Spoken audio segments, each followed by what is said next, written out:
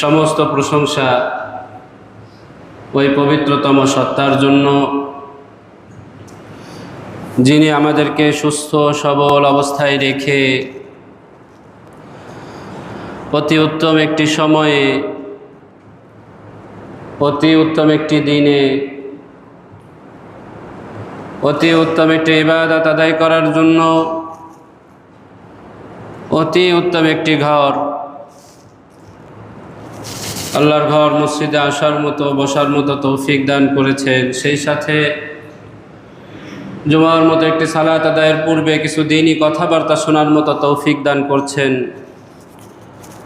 সকলেই দিল থেকে শুকরিয়া জ্ঞাপন করি, আলহামদুলিল্লাহ। শতকোটি দুরূদ ও সালাম বর্ষিত হোক জনাবে মুহাম্মদুর রাসূলুল্লাহ সাল্লাল্লাহু আলাইহি ওয়াসাল্লাম ও তার পুত পবিত্র পরিবারবর্গের উপর ও সম্মানিত সমস্ত সাহাবায়ে কেরাম রাদিয়াল্লাহু তাআলা আনহুম আজমাইনদের উপর। সম্মানিত মুসল্লিগণ, গত জুমা থেকে সূরাতুন নিসা এর ৩৬ নং আয়াতের আলোকে আমরা একটি ধারাবাহিক আলোচনা শুরু করেছি, আলহামদুলিল্লাহ। আল্লাহ পাক রব্বুল আলামিন এই আয়াতের মধ্যে হক্কুল্লাহ এবং হক্কুল ইবাদ সম্পর্কে আলোচনা করেছেন। হক্কুল্লাহ অর্থ হলো যেই জিনিসগুলো আল্লাহ তাআলার হক, আর হক্কুল ইবাদ অর্থ হলো যেই হকগুলো বান্দার সাথে সংশ্লিষ্ট বিষয়। তো ইবাদতও দুই ধরনের, একটা হলো হক্কুল্লাহ আর একটা হলো হক্কুল ইবাদ। তো গত সপ্তাহে হক্কুল ইবাদগুলো নিয়ে আমাদের আলোচনা শুরু হয়েছিল। আল্লাহ পাক রব্বুল আলামিন ইরশাদ করছেন, ওয়া'বুদুল্লাহ ওয়া লা তুশরিকু বিহি শাইআন ওয়া বিল ওয়ালিদাইনি ইহসানা ওয়া বিযিল কুরবা ওয়াল ইয়াতামা ওয়াল মাসাকিন ওয়াল জারি যিল কুরবা ওয়াল জারিল জুনুব ওয়াস সাহিবি বিল জাম ওয়া বিনিস সাবিল ওয়া মা মালাকাত আইমানুকুম। এই আয়াতের মধ্যে আল্লাহ পাক ৮টা হকের কথা উল্লেখ করেছেন, যার একটা ওয়াবিদিল কুরবা, অর্থাৎ আত্মীয় স্বজনদের সাথে ভালো আচরণ করা, আত্মীয়তার সম্পর্ক বজায় রাখা। সেই হক সম্পর্কে গত জুমায় আলোচনা হয়েছে, আলহামদুলিল্লাহ। আজকের জুমার আলোচনার বিষয়বস্তু হচ্ছে বান্দার সাথে সংশ্লিষ্ট আরও একটা হক, যেটা আল্লাহ পাক তার নিজের হকের পরপরই উল্লেখ করেছেন।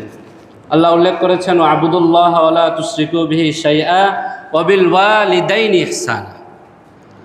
আল্লাহ সর্বপ্রথম নিজের হকের কথা উল্লেখ করেছেন, এর পরপরই উল্লেখ করেছেন যে তোমরা তোমাদের পিতামাতার হক আদায় করো, তোমরা তোমাদের পিতামাতার সাথে সদ আচরণ করো। এটাও একটা হক্কুল ইবাদ। আমরা আমাদের পিতামাতার সাথে কেমন আচরণ করব, এর গুরুত্ব কেমন, ফজিলত কি, যদি অবাধ্য হই শাস্তিই বা কি, এবং তাদের থেকে আমাদের পাওয়ার কি আছে, এই বিষয়গুলো নিয়ে ইনশাআল্লাহ আমরা আলোচনা করার চেষ্টা করব। ভূমিকা স্বরূপ পবিত্র কোরআনের 2টা আয়াত আমি আপনাদের সামনে পেশ করি।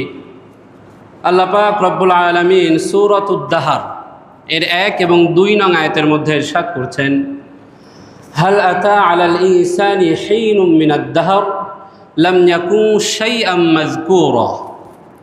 হাল আতা আলাল ইনসান, মানুষের উপর দিয়ে এমন একটা সময় গেছে, এমন একটা জামানা অতিবাহিত হয়েছে, হিনুম মিনাদ দাহর লাম ইয়াকুন শাইআম মাযকুরা। মানুষের উপর দিয়ে এমন একটা সময়, এমন একটা জামানা অতিবাহিত হয়েছে, লাম ইয়াকুন শাইআম মাযকুরা, যেই সময় উল্লেখ করার মতো সে কোনো কিছুই ছিল না। ভাই, আজকে আমি আপনি পরিপূর্ণ একজন মানুষ, 2টা হাত আছে, 2টা পা আছে, নাক আছে, মুখ আছে, কান আছে, শ্রবণ শক্তি আছে, দৃষ্টি শক্তি আছে, পরিপূর্ণ একটা প্যাকেজ আল্লাহ আমাকে আপনাকে দান করেছেন। আল্লাহ পাক বলছেন, একটা সময় এমন ছিল যে তুমি এর ছিটে ফোটাও ছিল না, উল্লেখ করার মতো কোনো কিছুই তুমি ছিল না। আমি আপনি একেবারে নাই ছিলাম, অস্তিত্বহীন ছিলাম। তো আল্লাহ কি করলেন, ইন্না খলাকনাল ইনসান মিন নুতফাতিন আমশাজ, পরিপূর্ণ একটা প্যাকেজ রূপে, পরিপূর্ণ একটা মানুষ রূপে আমি তোমাকে সৃষ্টি করলাম। কিভাবে? মিন নুতফাতিন আমশাজ, তোমার পিতামাতার দুই শুক্রাণুকে একত্রিত করে তুমি আব্দুর রহমানকে, তুমি আব্দুর রহিমকে আমি পরিপূর্ণ হিসাবে তৈরি করলাম। নাবেতালি, তৈরি করার উদ্দেশ্য কি? নাবেতালিহি, যেন আমি তোমাদেরকে পরীক্ষা করতে পারি। ফাজআলনাহু সামিআন বাসীরা, অতঃপর আমি তোমাদেরকে শ্রবণ শক্তি দিলাম, অতঃপর আমি তোমাদেরকে দৃষ্টি শক্তি দান করলাম। ভূমিকার মধ্যে আয়াতের স্পষ্ট বিষয়টা হলো মিন নুতফাতিন আমশাজ, আল্লাহ পাক রব্বুল আলামিন পিতামাতার শুক্রাণু থেকে আমাদেরকে কি করেছেন? সৃষ্টি করেছেন। কোন সময়? যে সময় আমরা একেবারেই অস্তিত্বহীন ছিলাম। তো আল্লাহ পাক অস্তিত্বহীন থেকে অস্তিত্বে নিয়ে আসার জন্য কাদেরকে ব্যবহার করলেন? আমার আপনার পিতামাতাকে। আমি আপনি একেবারে অস্তিত্বহীন ছিলাম, কিন্তু আল্লাহ আমাকে আপনাকে অস্তিত্বে নিয়ে আসলেন আমার আপনার পিতামাতার মাধ্যমে। তাহলে তাদের গুরুত্ব কতটুকু? তাহলে পিতামাতার হক কতটুকু থাকতে পারে যেখানে আমি আপনি একেবারে অস্তিত্বহীন ছিলাম? একটি আয়াত। আরেকটি আয়াত আমি আপনাদের সামনে পেশ করি, সূরাতুল লুকমানের 14 নং আয়াত। আল্লাহ পাক রব্বুল আলামিন বলছেন, ওয়াসাইনাল ইনসানা বিওয়ালিদাইহি হামালাতহু উম্মুহু ওয়াহনান আলা ওয়াহনিন ওয়া ফিসালুহু ফি আমাইন আন ইশকুর লি ওয়া লিওয়ালিদাইক ইলাইয়াল মাসির। আল্লাহ পাক বলছেন, ওয়াসাইনাল ইনসানা বিওয়ালিদাইহি, আমি তোমাদেরকে ওসিয়ত করছি, আমি মানুষকে ওসিয়ত করছি, বিওয়ালিদাইহি, তারা যেন তাদের পিতামাতার সাথে ভালো আচরণ করে, সদ আচরণ করে। হামালাতহু উম্মুহু ওয়াহনান আলা ওয়াহনিন, এরপর মায়ের একটা ভূমিকার কথা আল্লাহ পাক রব্বুল আলামিন এখানে উল্লেখ করছেন যে হামালাতহু উম্মুহু ওয়াহনান আলা ওয়াহনিন, তোমার মা তোমাকে পেটে ধারণ করেছেন কষ্টের পর কষ্ট করে। ভাই, একটা কষ্ট মানুষ হিসাবে আমি আপনি হয়তোবা ভাবতেছি এটা কষ্ট, কিন্তু যেখানে রব নিজে সৃষ্টি করে রব নিজেই বলতেছেন এটা কষ্ট, তাহলে সেটা সিটে ফোটা কষ্ট না। একজন মা মৃত্যু কষ্ট বাদে দুনিয়াতে আর সবচাইতে বেশি কষ্ট যদি করে তাহলে সেটা সন্তান প্রসবের কষ্ট, মৃত্যু কষ্ট বাদে। আল্লাহ বলছেন ওয়াহনান আলা ওয়াহনিন, কষ্টের উপর কষ্ট। আল্লাহ বলছেন কি? কষ্টের উপর কষ্ট। শুধু কষ্ট বলে থেমে থাকেন নাই, কষ্টটা এমন যে কষ্টের উপরে আবার কষ্ট। আপনার মা আপনাকে পেটে ধারণ করেছেন, আপনি 9টা মাস আপনার মায়ের পেটে ছিলেন। আমাদের তো বিবি বাচ্চা আছে, তখন দেখছি যে বিবি কি করে নাই, খাইতে পারেন নাই, উঠতে পারেন নাই, বসতে পারেন নাই, শুইতে পারেন নাই, আরও কত কষ্ট যে তিনি করছেন। তা আল্লাহ পাক বলছেন যে সে কষ্টের উপর কষ্ট করেছে। ওয়া ফিসালুহু ফি আমাইন, শুধুমাত্র 9 মাস পেটে ধারণ করে কষ্ট করছেন বিষয়টা এমন না, তুমি ভূমিষ্ঠ হওয়ার পর আরও 2টা বছর তোমাকে তিনি দুধ পান করিয়েছেন। এই দুধ পান করাইতে যে আবার কষ্ট। শীতের রাতের কথা একটু মনে করেন তো, আপনার শরীরে কেউ যদি একটু পানি ঢেলে দিত আমার আপনার অবস্থাটা কেমন হতো?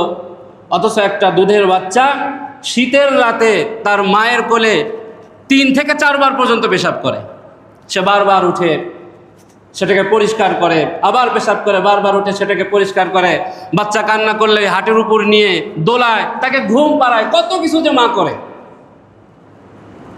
আল্লাহ বলছেন কষ্টের উপর কষ্ট। আফিসালুহু ফি আমাইন, এরপর আল্লাহ বলছেন আনিশকুরলি ওয়া লিওয়ালিদাই, এই যে তোমার জন্য তোমার পিতামাতার এত ত্যাগ, এই যে তাদের এই কষ্টটাকে আমি আনন্দে ভরে দিলাম, তারা যে এই যে ধৈর্য ধারণ করলো, আনিশকুরলি, আমি আল্লাহ তাদেরকে ধৈর্য দিলাম, আমি আল্লাহ তাদেরকে আনন্দ দিলাম, আমি আল্লাহ, তুমি অস্তিত্বহীন ছিলে, তোমাকে অস্তিত্ব দান করলাম, আনিশকুরলি, তুমি সর্বপ্রথম আমার শুকরিয়া জ্ঞাপন করো, ওয়ালিওয়ালিদাইক, এরপরে তোমার পিতামাতার মাধ্যমে আমি তোমাকে দুনিয়াতে আনলাম, তোমার পিতামাতা সবর করলো, ধৈর্য ধারণ করলো, তুমি তোমার পিতামাতারও শুকরিয়া আদায় করো। আল্লাহ নিজের শুকরিয়ার সাথে পিতামাতার শুকরিয়া আদায়কেও একসাথে একত্রিত করেছেন, ওয়াও শব্দ এনে একই সাথে আল্লাহর শুকরিয়া আদায় করো, পিতামাতার শুকরিয়া আদায় করো। ইলাইয়াল মাসির, সেটা এটাও স্মরণ করিয়ে দিচ্ছেন যে তোমরা আমার দিকেই প্রত্যাবর্তন করবে। এটিকে ভূমিকা হিসাবে নিলাম, কারণ কি আল্লাহ পাক এখানে পিতামাতার একটা ভূমিকাকে উল্লেখ করেছেন, যে তারা তোমার প্রতি কেমন শ্রম দিয়েছেন, কেমন কষ্ট করেছেন, কেমন ত্যাগ তোমার জন্য স্বীকার করেছেন। এবার আসেন মূল আলোচনায়, পিতামাতার খেদমতের গুরুত্বটা কেমন, কেন আমরা পিতামাতার খেদমত করব। পবিত্র কোরআনের একটি আয়াত এবং রাসূলুল্লাহ সাল্লাল্লাহু আলাইহি ওয়াসাল্লামের একটি হাদিস আমি আপনাদের সামনে পেশ করি। খুব প্রসিদ্ধ একটি আয়াত, সূরাত বনী ইসরাঈলের 23, 24 এবং 25 নং আয়াত। আল্লাহ পাক রব্বুল আলামিন বলছেন, ওয়াকাদা রাব্বুকা আল্লা তা'বুদু ইল্লা ইয়্যাহু ওয়া বিল ওয়ালিদাইনি ইহসানা। আল্লাহ তোমাদের জন্য এই আদেশ জারি করেছেন যে আল্লাহ তা'বুদু ইল্লা ইয়্যাহ, তোমরা আল্লাহ ছাড়া আর কারো কোনো ইবাদত করবে না। ওয়া বিল ওয়ালিদাইনি ইহসানা, এবং তোমরা তোমাদের পিতামাতার সাথে সৎ আচরণ করবে। আল্লাহ ইহসান শব্দ উল্লেখ করেছেন। ইহসান শব্দের অনেকগুলো অর্থের মধ্যে একটা অর্থ হলো উন্নয়ন করা। একটা অর্থ হলো কি? উন্নয়ন করা, সৎ আচরণের উন্নয়ন করা।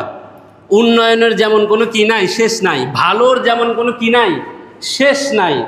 তো আল্লাহ পিতামাতার সাথে ইহসান করতে বলছেন, ভালো ব্যবহারকে আরও উন্নয়ন করো, আরও উন্নয়ন করো, আরও বেশি উন্নয়ন করো, যার কোনো শেষ নাই।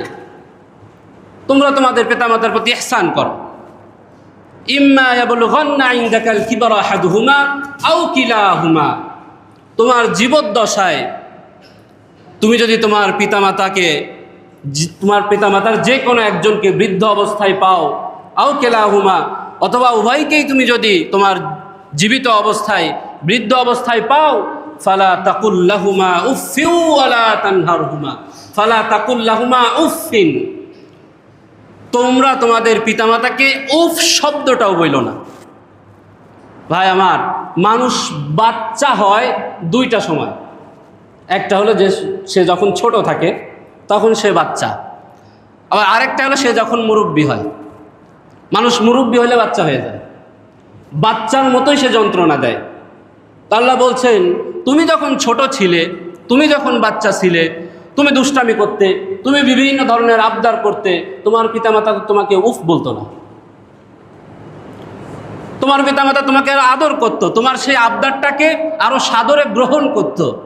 তোমার বাবা আজ বৃদ্ধ হয়ে গেছে, তোমার মা আজকে বৃদ্ধ হয়ে গেছে, তারা ওরকম বাচ্চার মতো হয়ে গেছে। এখন অনেক কিছু বলবে, অনেক আবদার এখন করবে, তোমার বিরুদ্ধে যাবে।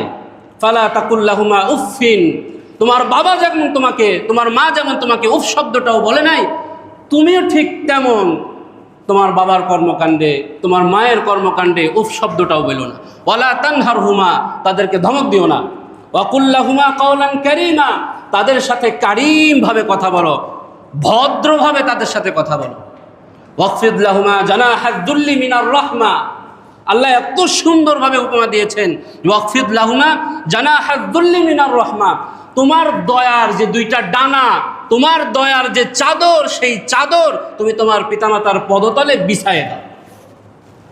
এবং আল্লাহর কাছে দোয়া করো, রব্বির হামহুমা কামা রব্বায়ানি সগীরা, রব্বি, হে আমার রব, ইরহামহুমা, আপনি তাদের প্রতি রহম করুন, কামা রব্বায়ানি সগীরা, ঠিক যেমনিভাবে তারা আমাকে আমার ছোটবেলায় আমার প্রতি রহম করেছিল, আপনিও তাদের প্রতি ঠিক সেই রকম রহম করেন। রব্বুকুম আ'লামু বিমা ফি নুফুসিকুম, তোমাদের অন্তরের মধ্যে কি আছে আল্লাহ সেটা ভালোভাবেই জানেন। তো কত বড় গুরুত্বপূর্ণ একটি বিষয়, ফজিলত কি? আমি আপনি যদি পিতামাতার খেদমত করি, এর ফজিলত কি? 3টা হাদিস আমি আপনাদের সামনে পেশ করি। একটি হাদিস হলো তাবারানির মধ্যে আসছে, 2202 নং হাদিস। হযরত জাহেমা সালামী রাদিয়াল্লাহু তাআলা আনহু থেকে হাদিসটি বর্ণিত। তিনি বলছেন, আতাইতুন নবী সাল্লাল্লাহু আলাইহি ওয়াসাল্লাম উরিদুল গাজওয়া, আমি আল্লাহ রাসূল সাল্লাল্লাহু আলাইহি ওয়াসাল্লামের কাছে জিহাদ করার ব্যাপারে পরামর্শ নিতে আসছি। তখন খুব বেশি যুদ্ধ হচ্ছিল, মুসলমানদের সৈন্যের সংখ্যার প্রয়োজন ছিল। তো সাহাবীরা বিভিন্নভাবে এসে রাসূলুল্লাহ সাল্লাল্লাহু আলাইহি ওয়াসাল্লামের কাছে বায়াত গ্রহণ করতেন এবং সেটা প্রয়োজনও ছিল। তো এই সাহাবী আল্লাহ রাসূলের কাছে এসে বলতেছেন, আমি আপনার কাছে জিহাদের অনুমতি চাই। আল্লাহ রসুল সাল্লাল্লাহু আলাইহি ওয়াসাল্লাম আগের থেকে জানতেন যে তার পিতামাতা অসুস্থ ছিলেন। তা আল্লাহ রসুল তাকে বলছেন, ফাকালা আলাকা ওয়ালিদান, তোমার কি পিতামাতা নাই? কুলতু নাম। স্বামী বললেন যে রাসূলুল্লাহ আছে। ক্বালা ফালজামহা ফাইন্নাল জান্নাতা তাহতা আরজুলিহিমা। আল্লাহ রসুল সাল্লাল্লাহু আলাইহি ওয়াসাল্লাম বললেন, জিহাদে নয়, আগে তাদের কাছে যেয়ে তাদের খেদমত করো, কেননা তাদের পায়ের নিচে আল্লাহ জান্নাত রেখে দিয়েছেন। সুবহানাল্লাহ। তাদের পায়ের নিচে আল্লাহ কি রেখেছেন? জান্নাত রেখেছেন। এর চাইতে বড় ফজিলত আপনি আর কি শুনতে চান? আরেকটা হাদিস আপনাদের সামনে পেশ করি। সহিহ মুসলিমের 2549 নং হাদিস, হযরত আমর ইবনুল আস রাদিয়াল্লাহু তাআলা আনহু থেকে বর্ণিত। তিনি বলছেন, আকবালা রাজুলুন ইলা নবিয়্যিল্লাহি সাল্লাল্লাহু আলাইহি ওয়াসাল্লাম, একজন সাহাবী সে আল্লাহ রাসূল সাল্লাল্লাহু আলাইহি ওয়াসাল্লামের কাছে আসছেন। এসে বলতেছেন, উবাইয়ুকা আলাল হিজরাতি ওয়াল জিহাদ আবতাগিল আজরা মিনাল্লাহ। ইয়া রাসূলুল্লাহ, আমি আপনার কাছে জিহাদের অনুমতি চাই, আমি আপনার কাছে হিজরতের অনুমতি চাই, দিনের কাজের জন্য, দিনকে উড্ডয়ন করার জন্য, দিনকে জিন্দা করার জন্য আল্লাহর জমিনে। এবং আমি এতে আশা রাখি যে আল্লাহ তাআলা আমাকে উত্তম প্রতিদান দান করবেন। আল্লাহ রাসূল সাল্লাল্লাহু আলাইহি ওয়াসাল্লাম তাকে বললেন, ফাহাল মিন ওয়ালিদাইক আহাদুন হাই, তোমার পিতামাতার মধ্য থেকে কেউ কি বেঁচে আছেন? ক্বালা নাম, সে বলতেছে হ্যাঁ বেঁচে আছেন। ক্বালা ফারজি ইলা ওয়ালিদাইক ফাহসিন সুহবাতাহুমা। আল্লাহ রাসূল সাল্লাল্লাহু আলাইহি ওয়াসাল্লাম জিহাদের আগেও, রাসূলুল্লাহ সাল্লাল্লাহু আলাইহি ওয়াসাল্লাম দিনের কাজের হিজরতের আগেও পিতামাতার খেদমতকে প্রাধান্য দিয়ে বললেন যে তুমি তোমার পিতামাতার খেদমতের কাজে নিয়োজিত হয়ে যাও, তাদের কাছে চলে যাও। তো জিহাদের থেকেও রাসূলুল্লাহ সাল্লাল্লাহু আলাইহি ওয়াসাল্লাম এটাকে গুরুত্ব দিলেন। আল্লাহ রাসূল সাল্লাল্লাহু আলাইহি ওয়াসাল্লাম বললেন, পিতামাতার খেদমত করো, তাদের পায়ের নিচে তোমার জন্য জান্নাত।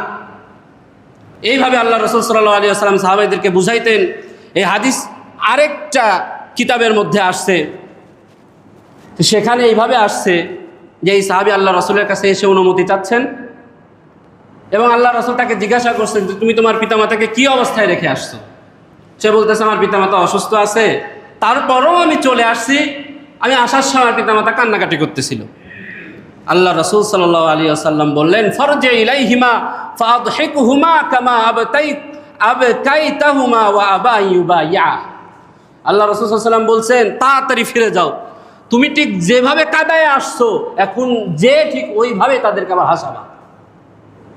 ওয়া আবা ইউবাইয়াহু, আল্লাহ রাসূল সাল্লাল্লাহু আলাইহি ওয়াসাল্লাম বায়াত গ্রহণ করতে অস্বীকার করলেন যে তোমার বায়াত গ্রহণ করা হবে না, তুমি তোমার পিতামাতার কাছে ফিরে যাও। আরেকটা হাদিস আমি আপনাদেরকে শোনাই, সহিহ মুসলিমের 2551 নং হাদিস, আবু হুরায়রা রাদিয়াল্লাহু তাআলা আনহু থেকে বর্ণিত। তিনি বলছেন, আল্লাহ রাসূল সাল্লাল্লাহু আলাইহি ওয়াসাল্লাম তিনি বলতেছেন, রাগিমা আনফুন সুম্মা রাগিমা আনফুন সুম্মা রাগিমা আনফুন, মানে হঠাৎ করে তিনি বলছেন ওই ব্যক্তি ধ্বংস হোক, ওই ব্যক্তি ধ্বংস হোক, ওই ব্যক্তি ধ্বংস হোক। কিলা মান ইয়া রাসূলুল্লাহ, আল্লাহ রাসূল সাল্লাল্লাহু আলাইহি ওয়াসাল্লামকে সাহাবায়ে কেরাম বললেন, ইয়া রাসূলুল্লাহ, আপনি বলছেন ওই ব্যক্তি ধ্বংস হোক, সে ব্যক্তি কে যে ব্যক্তি ধ্বংস হবে? আল্লাহ রাসূল বলছেন, মান আদরাকা আবাওয়াইহি ইনদাকাল কিবার আহাদুহুমা আও কিলাইহিমা ফালাম ইয়াদখুলিল জান্নাহ। ওই ব্যক্তি ধ্বংস হোক যে ব্যক্তি তার পিতামাতাকে জীবিত অবস্থায় পাইল কিন্তু জীবিত অবস্থায় পেয়েও জান্নাত কামাই করে নিতে পারল না, ওই ব্যক্তি ধ্বংস হয়ে যাক, ওই ব্যক্তি ধ্বংস হয়ে যাক। তারপরে পিতামাতার খেদমত, পিতামাতার সাথে সৎ আচরণ করা কত গুরুত্বপূর্ণ ফজিলতের একটা বিষয়। যদি আদায় না করি, ভাই ফজিলত অনেক আছে, এত বলার আসলে সময় নেই, দুই একটা করে আপনাদের সামনে উল্লেখ করতেছি। শাস্তি কি আছে যদি পিতামাতার অবাধ্য হই?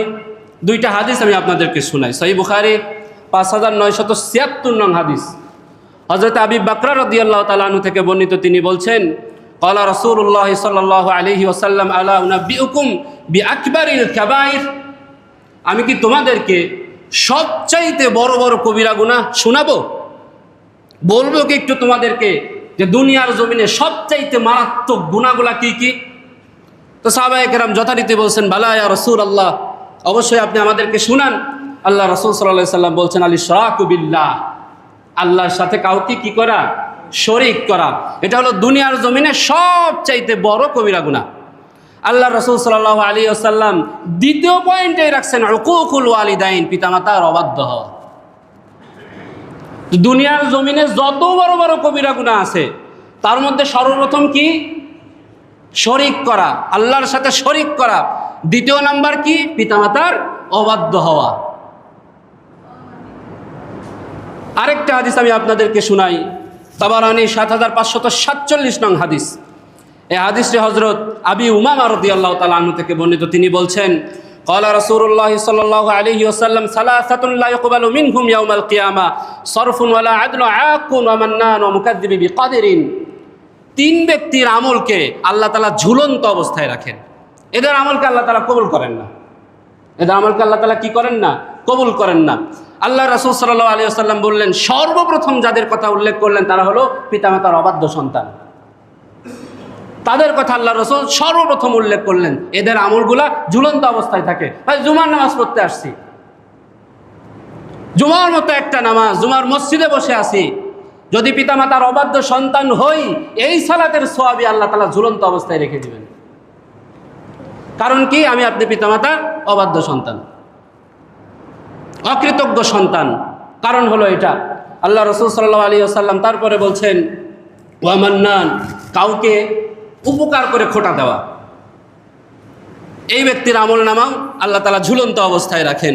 ওয়া মুকাদ্দিবি বিকাদিরিন, আল্লাহ রাসূল সাল্লাল্লাহু আলাইহি ওয়াসাল্লাম তারপরে বলছেন, যে ব্যক্তি তাকদীরে বিশ্বাস করে না, যে এটা আমার ভাগ্যে ছিল, এটা আমার ভাগ্যে ছিল, এই জিনিসে যে ব্যক্তি বিশ্বাস করেন না, তার আমল নামাকেও আল্লাহ তাআলা ঝুলন্ত অবস্থায় রাখেন। তাহলে আমরা যদি পিতামাতার অবাধ্য হই, তাহলে আমাদের জন্য এরকম ভয়ঙ্কর শাস্তি কি করতেছে? অপেক্ষা করতেছে। ভাই আমার, পিতামাতার অবাধ্য হওয়া যাবে না। এর মানে এই নয় যে আপনাকে পিতামাতা যদি কোনো গুনাহের কর্ম করতে বলেন তাহলে আপনি সেটাই করবেন। আমি আপনাদেরকে পবিত্র কোরআন থেকে একটি আয়াত শোনাই এবং এই সম্পর্কিত একটি হাদিসও শোনাই। অনেক সময় হয় না, পিতামাতা সন্তানকে বলে, বাবা তুমি দাড়িটা কামাই ফেলো,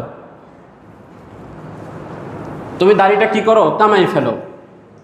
অনেক সময় পিতামাতা বলে, হয়তোবা আপনার বেতন টেতন একটু কম, সংসার চলে না, তো পিতামাতার চাহিদা অনেক বেশি, তা আপনি অন্যায় পন্থায় যদি কামাই রোজগার করে তাদেরকে নিয়ে এসে দেন, তারা আরও বেশি কি হয়? খুশি হয়, আরও বেশি করে করো। তারা আপনাকে আরও বেশি উৎসাহ দেয়। এমন কোনো অন্যায় কাজে তাদের কথায় কি দেওয়া যাবে না? সায় দেওয়া যাবে না। একটা আয়াত পেশ করি, সূরাতুল লুকমানের 15 নং আয়াত। আল্লাহ পাক রব্বুল আলামিন বলছেন, ওয়াইন জাহাদাকা আলা আন তুশরিকা বিমা লাইসা লাকা বিহি ইলমুন ফালা তুতি'হুমা ওয়া সাহিবহুমা ফিদ দুনিয়া মা'রুফা। আল্লাহ বলছেন, যদি তোমার পিতামাতা তোমাকে আল্লাহ তাআলার সাথে কাউকে শরীক করার কোনো আদেশ দেয়, আল্লাহ তাআলার সাথে শিরিক করার আদেশ দিছেন, যদি এমনটা হয়, ফালা তুতি'হুমা, তাহলে তোমরা তাদের আনুগত্য করবে না।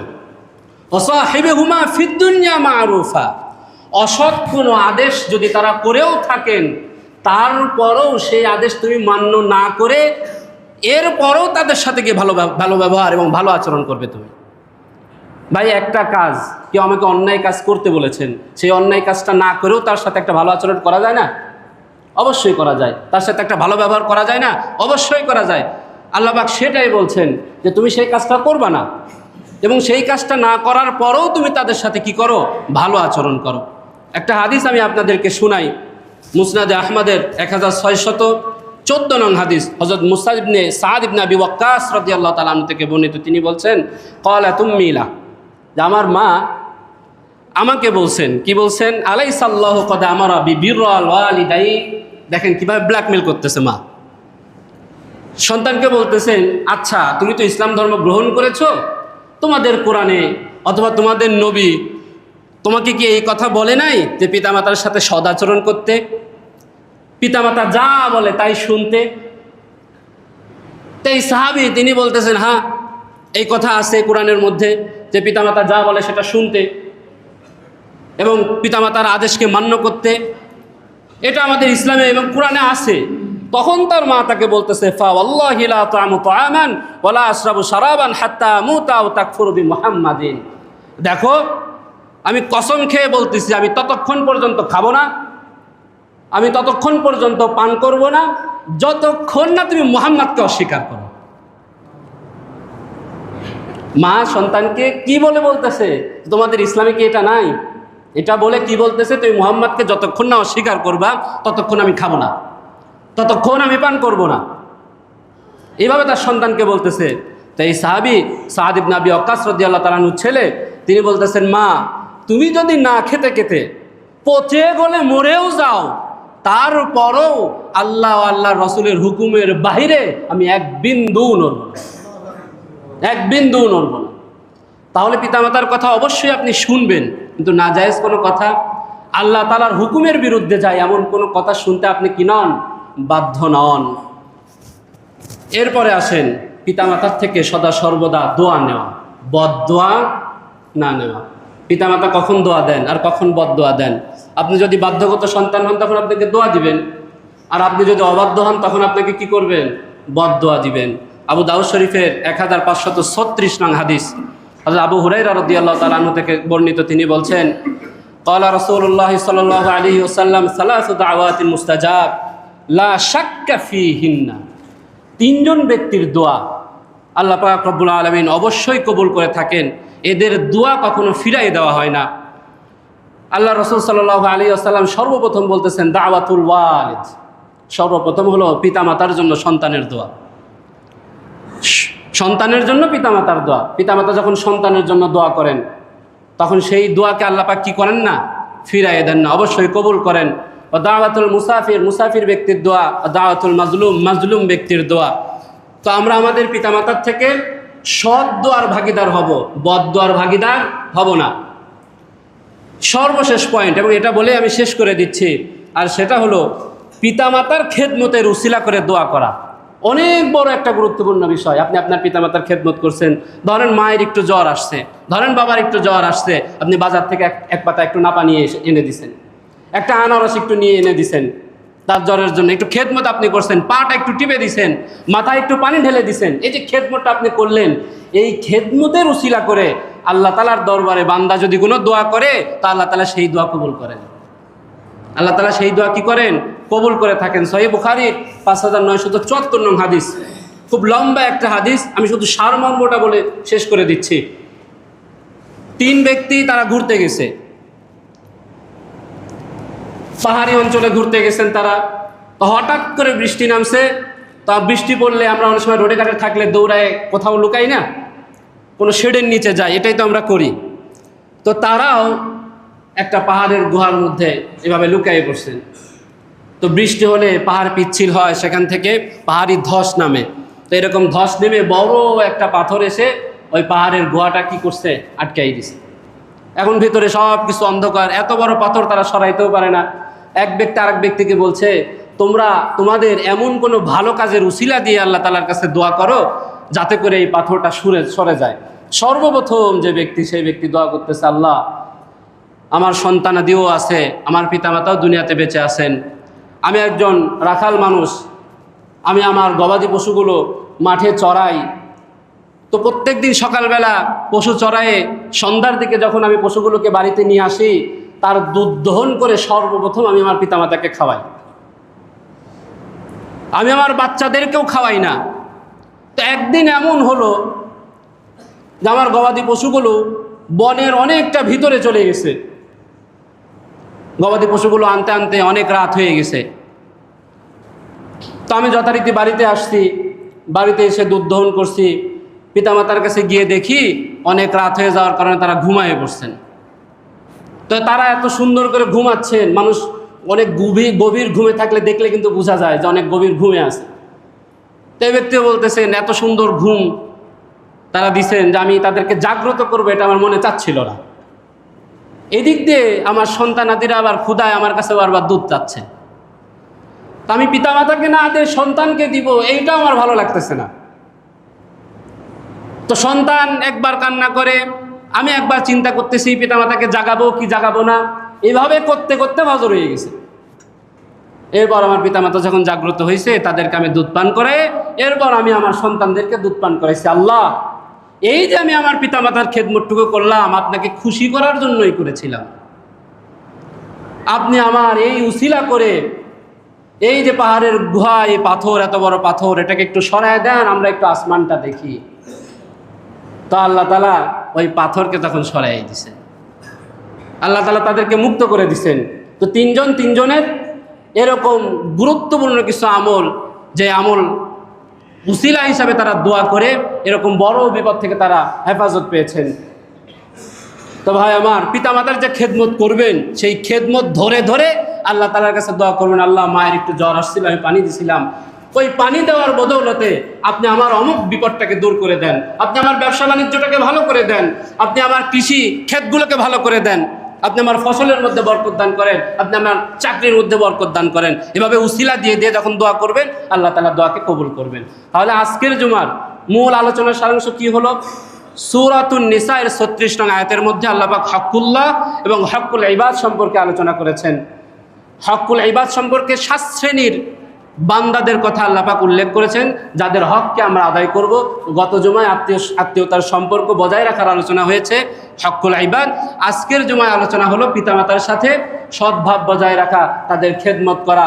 আল্লাহ পাক রব্বুল আলামিন আমাদেরকে পিতামাতার খেদমত করার তৌফিক দান করেন, তাদেরকে খুশি রাখার তৌফিক দান করেন, পিতামাতার ছায়াকে আমাদের মাথার উপরে আরো দীর্ঘায়িত করেন। আমিন। ওয়া আখিরু দাওয়ানা আনিল হামদুলিল্লাহি রাব্বিল আলামিন।